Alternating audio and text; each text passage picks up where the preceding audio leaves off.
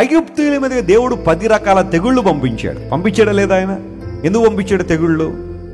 ఫరో మరియు ఐగుప్తీయులందరూ కూడా ఇష్టానుసారం జీవించి గర్వించి మదించి మా చేతుల్లోంచి ఏ ఒక్కరూ మిమ్మల్ని విడుదల చేయలేరని దేవుని యొక్క సార్వభౌమాధికారాన్ని ప్రశ్నించేందుకే కదా దేవుడు 10 రకాల తీర్పులు తీర్చాడు.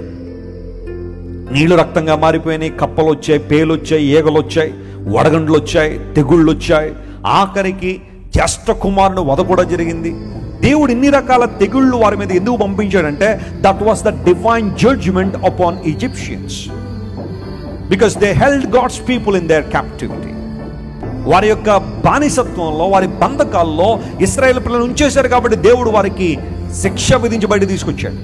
ఇప్పుడు దేవుని ప్రజలు అరణ్యంలోకి వచ్చిన తర్వాత వీరిలా సనుగుతూ ఉంటే దేవుడు సరిచేయడంలో ఆయన పక్షపాతం చూపించలేదు.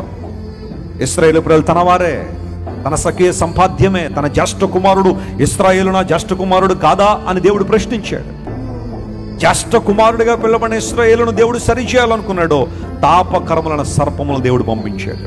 దేవునికి ప్రేమ చూపడంలో పక్షపాతం లేదు, సరి చేయడంలో కూడా ఏమీ లేదు, పక్షపాతం లేదు.